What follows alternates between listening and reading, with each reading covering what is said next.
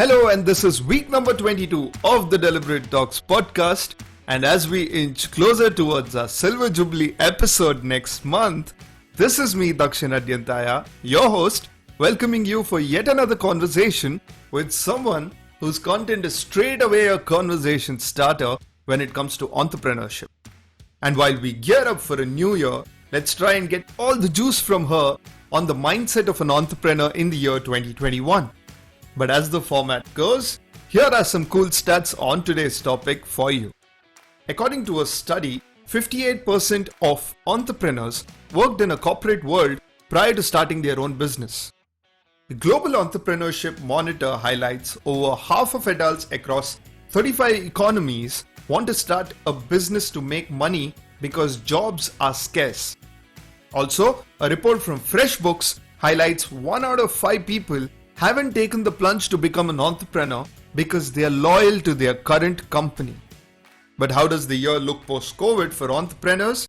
And how does one need to gear up for this untimely situations?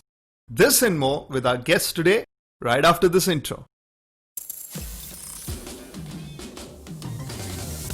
This is the Deliberate Talks weekly podcast, powered by the Pixelated Egg Digital Ventures.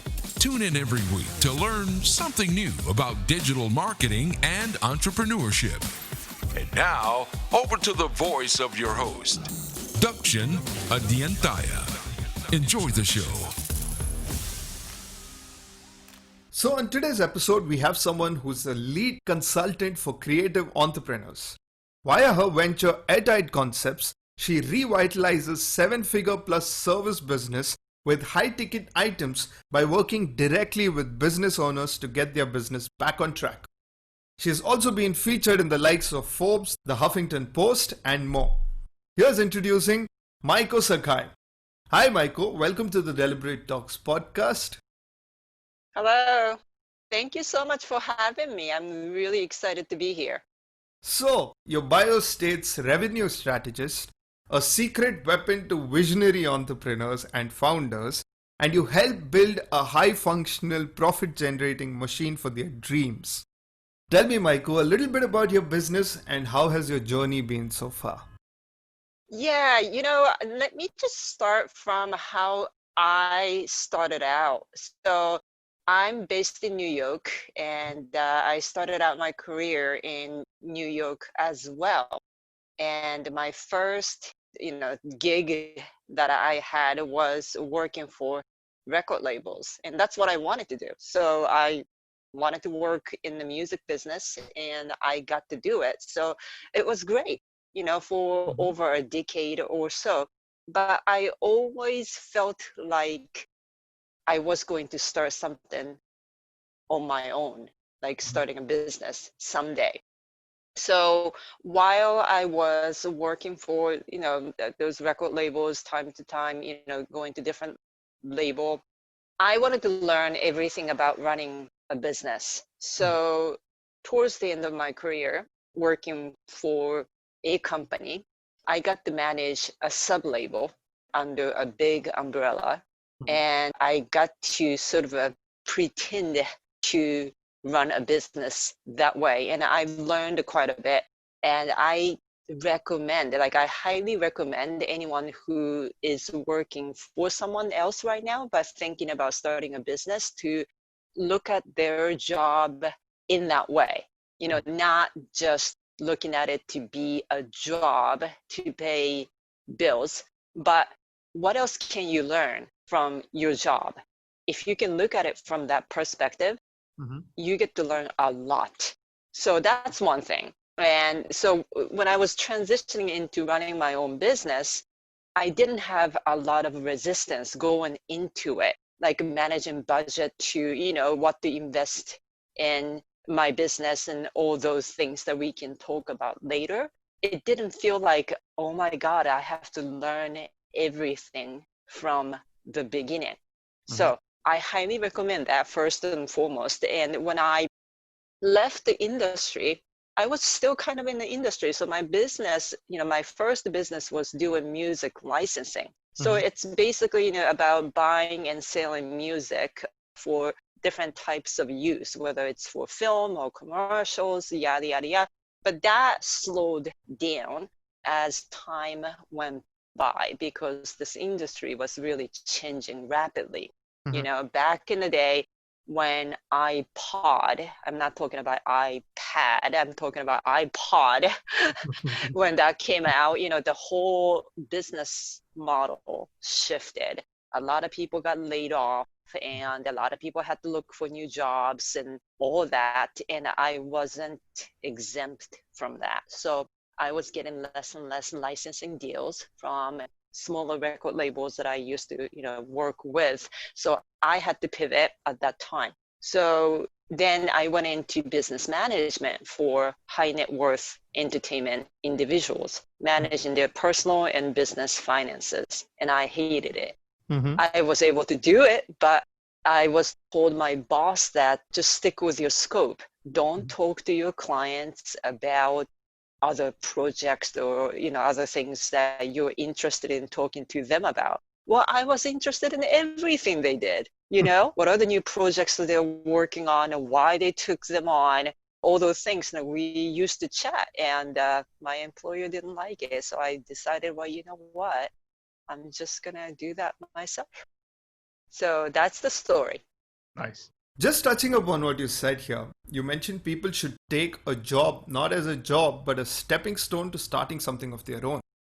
And at the situation that we are in, is it a good time to consider starting something of your own? Or do you recommend people to still work a little? Or do you even recommend people to go do a professional course and then get into it? Well, can I be 100% honest? Yes, please. Okay. There are many ways to go about it. And I am, to be perfectly honest, I am hesitant to say this is the way to go about it. Like, for example, you know, you should, you know, say stick with your job that you have right now. Or if you don't have one, you know, go get one and learn everything. That's one way to do it for sure. And that's not a bad way to do it. But at the same time, if you see an opportunity and, you know, under this unique circumstance that we have right now, and you can solve a unique problem, right? Right. Then why postpone it in a sense? But I'm not here to say that, you know, as a business consultant, I'm guaranteed that if you see an opportunity, you're going to succeed. Right. Either, you know, that's not what I'm saying either, you know. So ultimately speaking, you do have to assess, you know, what the risk that you may have to deal with and what will be the potential reward. And you weigh it out and see which route would be the best for you. And this is not particularly, you know, tied to the current situation. This is the same for any given situations. If you feel like you can just dive right in, because think about it, there are many different personality types as well. You know, some people may excel way better when their backs are against the wall and say, you know what, I would rather just go all in. Then that's what you should do. But if someone, you know, who feels more of needing some kind of a plan B or a backup plan, they excel better in that environment, then you keep your job for the time being, wait it out and see how things evolve while you work on your own project as side gigs and develop your craft and your business idea from there. And that's another way to do it. Makes sense. Talking more about the uncertain situations that we are in. You know, a few years ago, we had a Vision 2020, right? The world built towards this vision, and then we got stuck in an unexpected event. And people were forced to adapt into this. 2021, however, seems like a fresh start, an unplanned start. Firstly, how does the year look for established businesses or new budding startups? Yeah, so let's start with established businesses looking to revamp or improve their businesses in 2021, what I would say, and that's basically what I'm doing, so I'm practicing what I preach, is to actually look at what's been working and don't give up on that.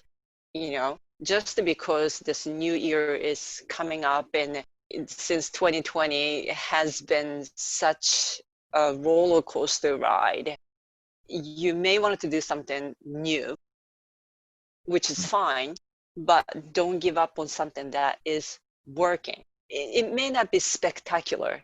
Some business owners may have experienced some decrease in their revenue or a loss of customer or client or things like that. But if your model is working somehow still, then don't just give up on that. Just look at it to see how you can do better and do more of it while you keep an eye on other possibilities and other opportunities if you're looking to pivot.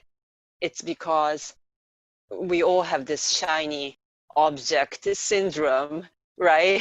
And we all get excited. We're all entrepreneurs. We're full of ideas. And that is the reason why that, it's under my bio saying that I do work with visionary business owners and entrepreneurs because they're great with their ideas. Right. And someone has to do that part of the job.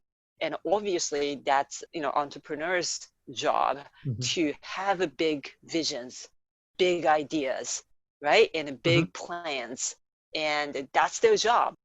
But they don't mean anything if they don't get executed, right? That's where I sort of come in to assist them to implement their original, big ideas and break it down and how, just strategize how to get to that place.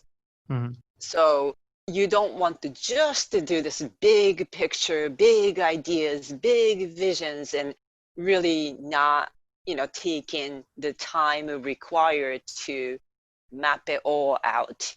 And because of the fact that we're going through this uncertain times right now, you don't want to, just not having a plan or just going by your gut feeling.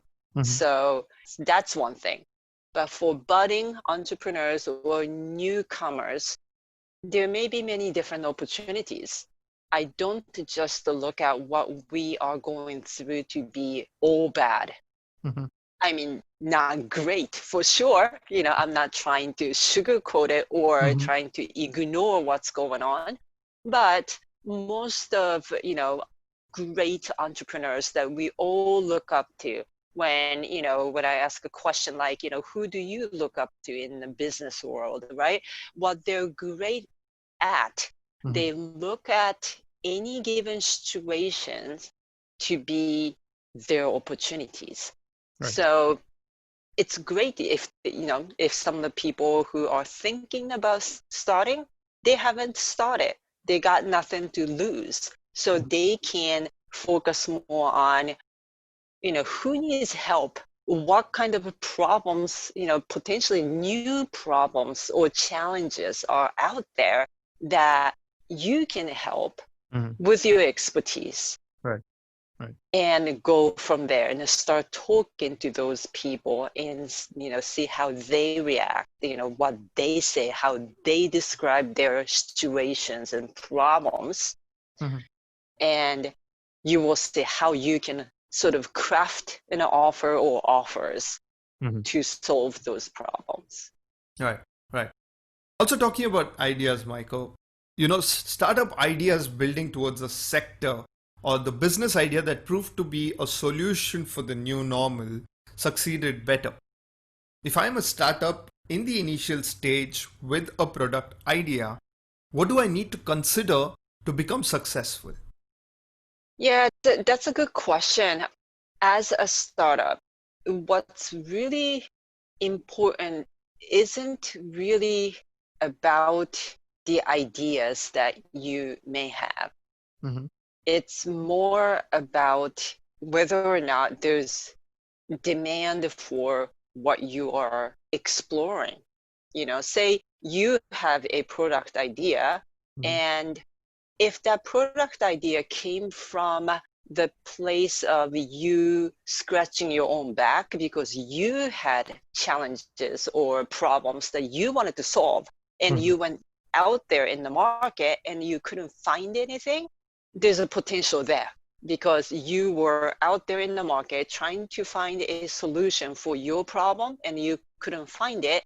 And your entrepreneurial self said to yourself that, hmm, maybe I can come up with something to solve this problem. And I cannot be the only one having that problem. Mhm. Then, there's a bigger potential there so that you can do more research on it to see how many people have a similar problem or challenges, and whether or not they're willing to pay for it, Mhm. whether it's a product or service, either way. And where a lot of startups fail is that they fall in love with their ideas and they get really excited about those ideas. And I don't blame them. I know it's exciting. I had those moments as well for myself. So I can totally relate. Mhm. But simultaneously, if no one's willing to pay for those ideas, then there's no business, because business is just, simply put, Mhm. it's just transacting values, right? Right. So what I would absolutely encourage, and many other entrepreneurs say the same things. So I'm not unique in this sense, but I do encourage anyone to get out of his head or her head about just the ideas and start really having conversations with people that Mhm. he would think or she would think would be potential customers. And the biggest concern with this advice is usually, well, I don't want to share my ideas at this stage because it's too early, number Mhm. one.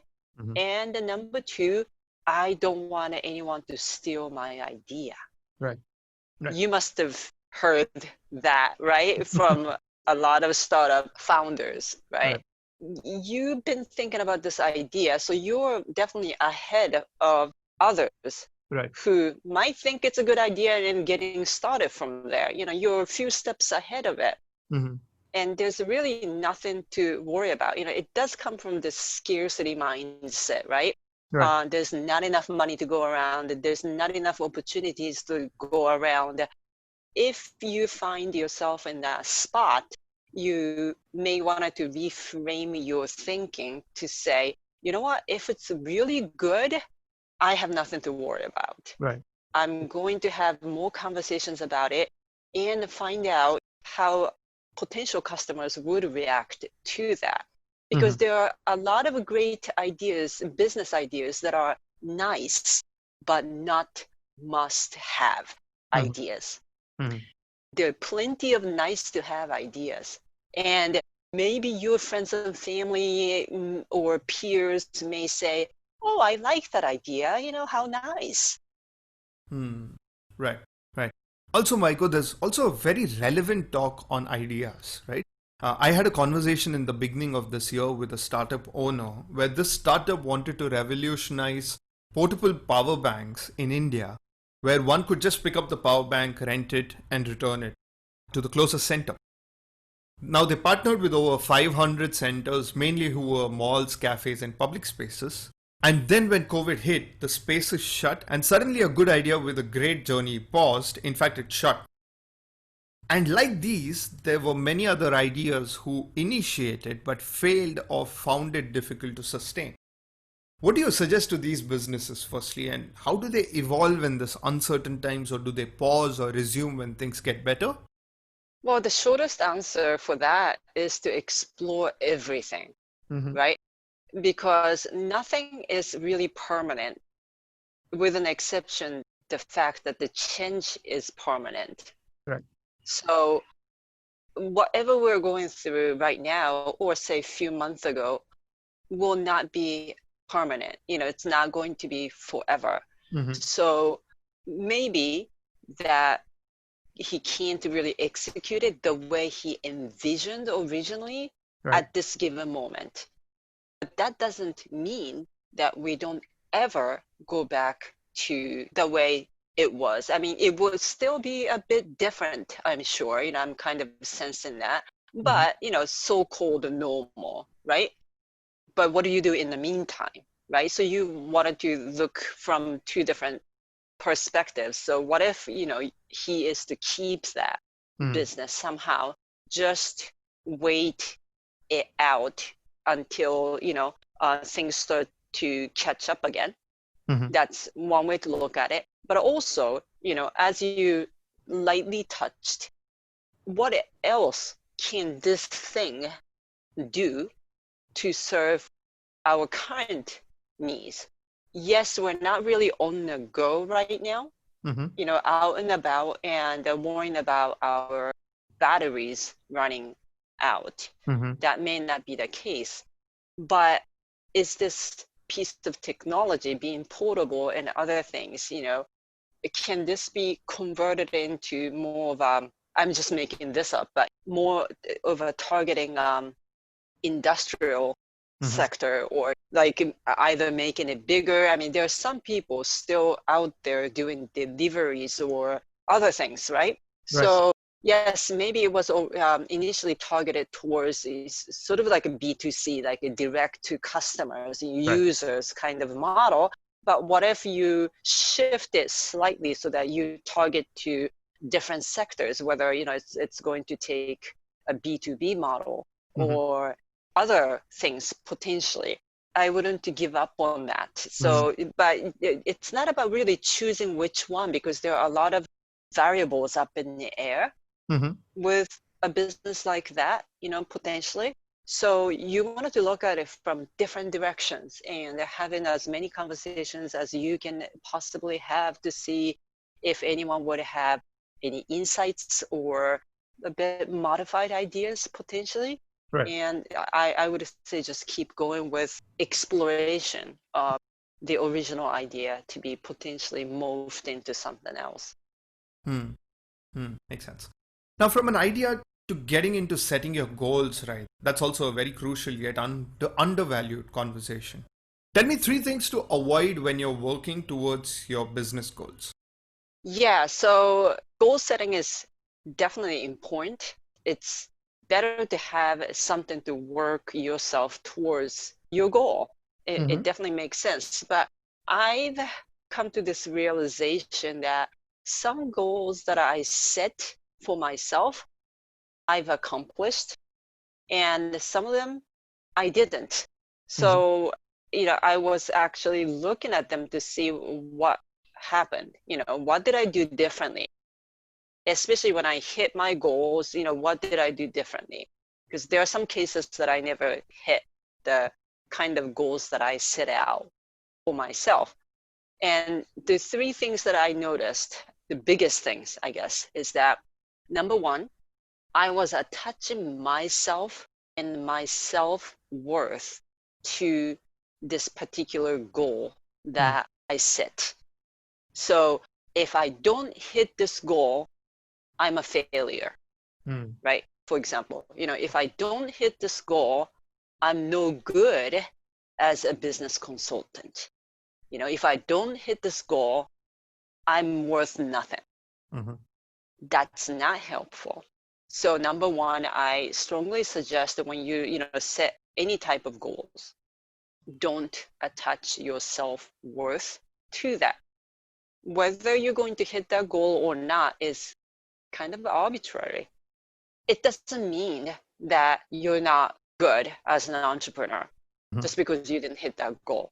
So that's number 1. Number 2, you may want to look at the kind of expectations that you're setting up for yourself, which is a little bit different from attaching your self-worth to it. But what kind of expectations do you have for hitting that goal? Like, for example, I wanted to, well, let's do something a little bit small and easier, but let's just say, you and I met over Twitter. So let's just say like I have this goal of gaining X amount of followers, like Right. new followers over Twitter, Right. because the wider the reach, the better for my business, let's just say. And I might be making a lot of assumptions about doing that. I have some ideas to gain new followers over Twitter, and I'm going to implement them because that's the goal that I set up, which is not a problem. That process is not a problem. But what am I expecting from it? For example, I might be assuming or expecting that I'm going to hit that goal within 2 weeks. Mm-hmm. For example, well, let's just say, well, I'm going to gain another 2,000 new followers. Mm. And I'm totally expecting if I do X, whatever the new activity that I'm going to invest my time in, that I'm going to hit that goal within 2 weeks. But nobody said it was going to take only 2 weeks. It can take for 2 months. It could take for 6 months. So what kind of expectations that I'm setting myself up for? Because if it's off the mark, if my expectation is off the mark, then if I don't hit it within 2 weeks, for example, once again, then I might be in for a huge disappointment. But the reality is, I made that number up in my head that I thought that it was going to take in 2 weeks, right? Mm-hmm. But in reality, it was supposed to take longer than that. Right. And there will be a gap between what I was expecting, what it was supposed to take. True. And that gap can cause this discomfort as well as disappointment and many other not so helpful feelings, right? So you might want to pay attention to what type of, what kind of expectations you are, attaching to the goal that you just created for yourself. So that's number 2. And number 3, this is a tricky part. And I don't have this like one formula for this, but sometimes, setting up this audacious, big goals can be really motivating. But what if that's just way too big, not really realistic? Like you're almost setting yourself up for failure from the get-go, and that's not really helpful. But on the opposite spectrum, if you set a safe goal because you can hit it, that doesn't help you grow as an entrepreneur. So how do you balance in between those two opposite goals? One's too big, the other one's too safe. That's the tricky part. And as I said, there's no one formula to go about it. What I do for myself is to have both and sort of work back and forth in between, because you do want to have very big goals so that you're motivated and that's your ultimate goal, and then knowing that is immensely important. But then you'll have maybe smaller goals that will lead to that bigger goal, and you get to enjoy the journey of it so that you're not just fixated on hitting that goal. Because I've also spoke to many successful entrepreneurs, who made more than 7 figures in US dollars by not really borrowing any funds or anything, just, they did it all by themselves. And most of them had expressed that they went into some kind of a depression after they hit their goal, like especially revenue goals, because they had no plans after that. And life is continuous, right? Life goes on regardless of what happens in our lives, so long as we are alive. So setting up this audacious goal and hitting it is great, but not really planning what happens after is a danger. So that's another thing that I would probably add. Super. Right. That leaves you with a lot of things to ponder, to be very honest. And Maiko, what about hiring as to the existing employees? So we now got goals in place, we got the idea in place, and we need to get the right resources in place. Because now you might evolve into a business which needs certain expertise and don't need existing expertise. How do you deal with this kind of concern? Yeah, the way that I go about it hiring help. And also, because this is the way that I go about it, that I also advise my clients with this formula that I have. It's not a silver bullet type of thing, but first thing first, regardless of what type of situation you're in, whether you can afford additional hires or not, you should have your dream organizational chart. Mm-hmm. Don't worry about whether, don't worry about the affordability factor of that or anything else. If you have a vision for your business that include other people other than yourself, meaning your staff, employees, part-time employees, or outsourcing expertise, what does that organizational chart looks like? In the perfect world, in the most ideal world, you map that out. You can take out a piece of paper and start writing that down, kind of like a flow chartish thing, because that's how organizational chart looks like. Mm-hmm. Or you can do it on, Miro or whatever app that you would rather use, on your computer. It doesn't really matter, but start structuring it without worrying about whether you're going to fill those positions or not. Would you like to have an executive assistant who would position right next to your name? Or would you have someone like an integrator, like your right hand who understands the business, your vision and everything else, but that person's sole responsibility is to figure out the execution part of it? Mm-hmm. Maybe not. Maybe your organizational chart looks like a kind of more like a pyramid, more of a top-down, old-school chart. There are many different ways to organize a business, with people in mind. But map it out first. Then look at it to see what's possible now, what's possible 6 months from now, or 3 years from now. Which position needs to be filled immediately? Because let me just share a quick example about what happens with a lot of businesses and ended up suffering is this. Most of the business owners start from this idea that, well, I really cannot be responsible for somebody else's life, full time. So I'm not going to hire somebody full time right off the bat. That's fine. But the problem is they continuously hire this part-time or independent contractors one after another for years after years, and ended up looking like you're on top of the chart and there are a bunch of other part-time or independent contractors at the bottom of the chart, and there's nobody in the middle. So what happens with that kind of organizational chart, right? Nothing is in the middle. There's you on top and everybody else at the bottom. You're never going to free yourself from your business, ever.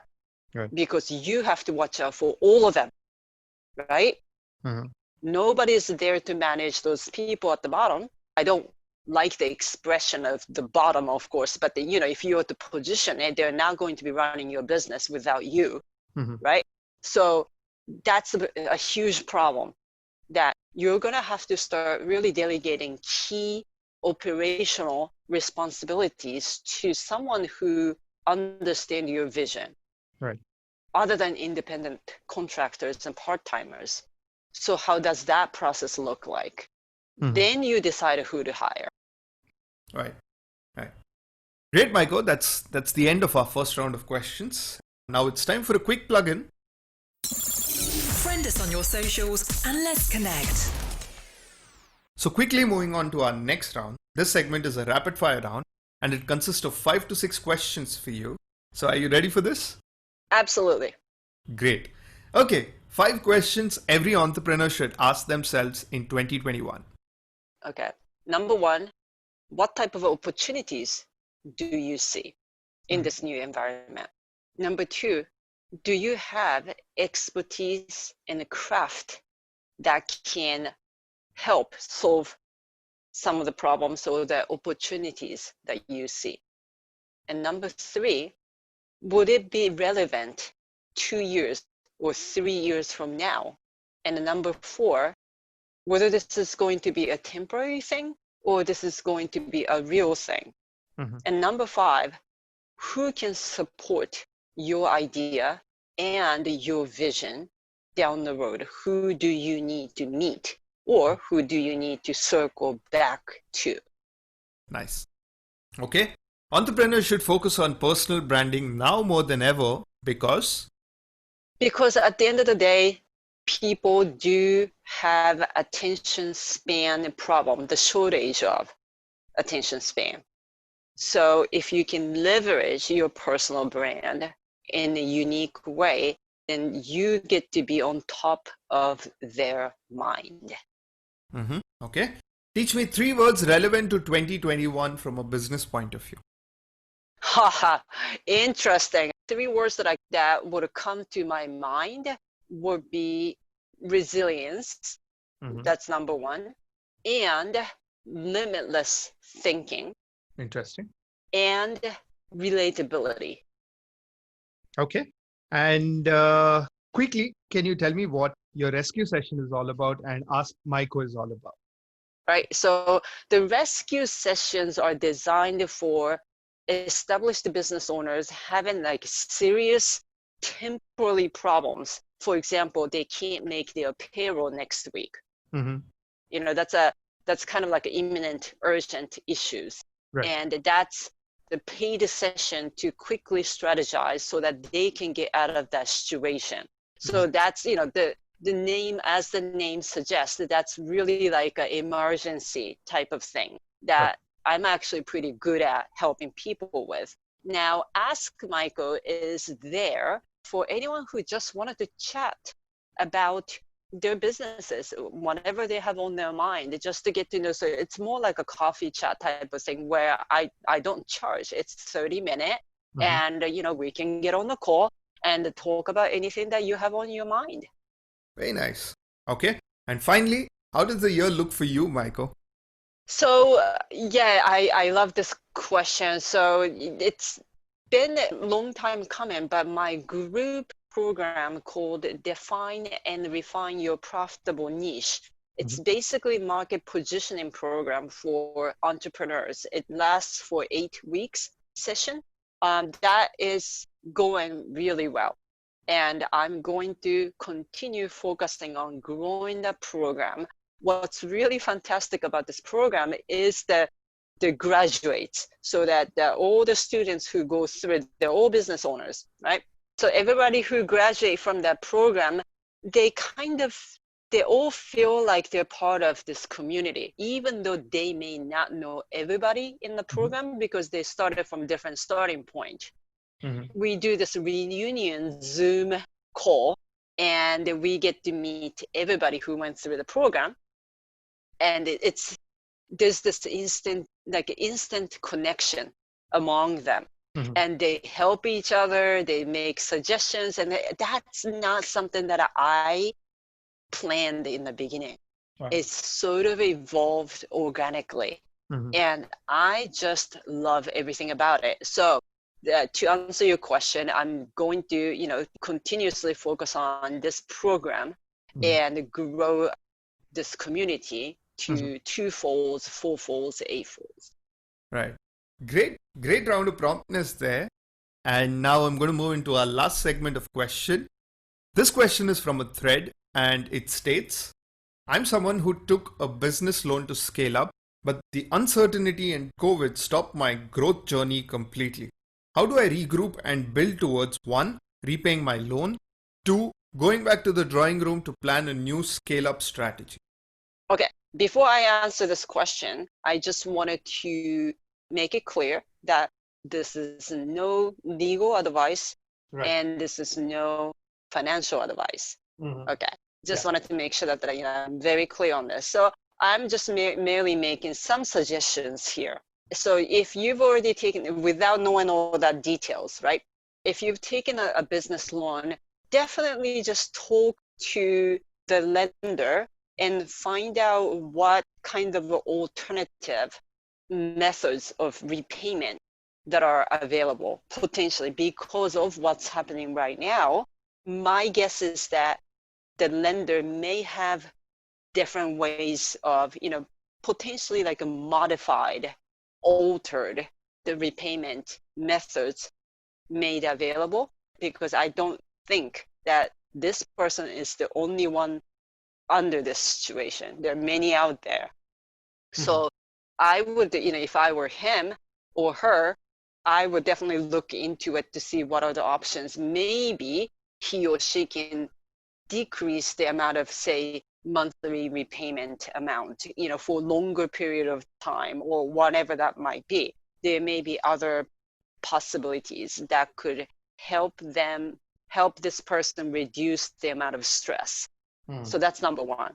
And number two, like I said earlier, when we're chatting about, whether to pivot or, start a new thing or, stick with some of the things, I would look at all the possibilities, not just looking at to say, okay, so this was a failure or this bombed.